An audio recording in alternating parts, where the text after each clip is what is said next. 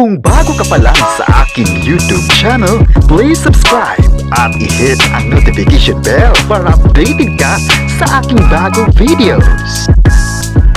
Kim at Paolo level up na nga ba sa isa't isa? Netizens, nagulat sa pasabog ng dalawa sa publiko. Ang buong detalye, alamin!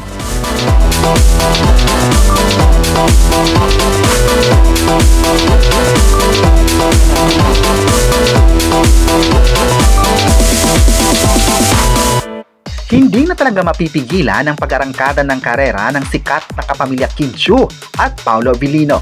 Hindi lang kasikatan ng trending ngayon ng Kim Pao, kundi maging sa kanilang sweetness ay pinag-usapan online. Ayon pa sa chika, level up na nga ang dalawa ngayon dahil nakita ng mga netizens kung gaano mas sweet sila sa publiko.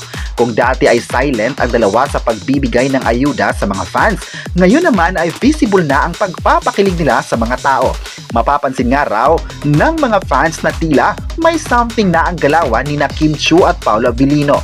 Makikita nga ngayon na protektado ni Paolo Abilino si Kim Chiu sa mga bashers. Nitong nakaraan ay tila nagbigay ng concern ng kapamilya actor sa Chinita Princess. Marami kasi online na nambabatiko sa actress at TV host ng It's Showtime dahil nga sa mga isyong ipinupukol sa kanya. Maraming mga bashers ang nagsabing hindi deserve ni Kim Chiu ng mga series ngayon dahil marami namang mga artista ang bagay nito.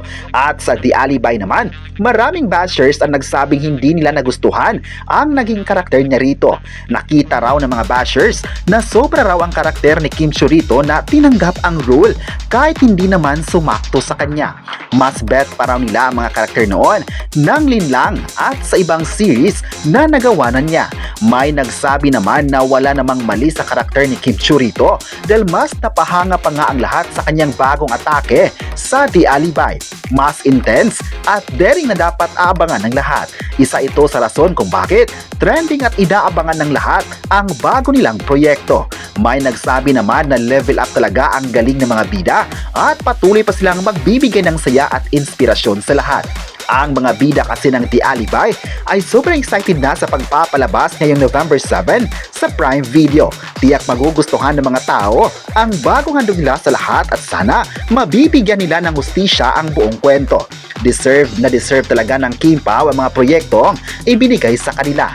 Latest din ngayon na marami pang mga proyekto ang gagawin ng dalawa at dapat ay hindi iiwan ng mga supporters ang Kim Pao Love Team.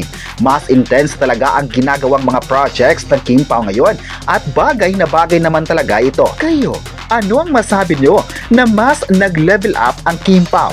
I-comment na kung proud ba kayo sa kanila at huwag kalimutang i-subscribe ang ating YouTube channel.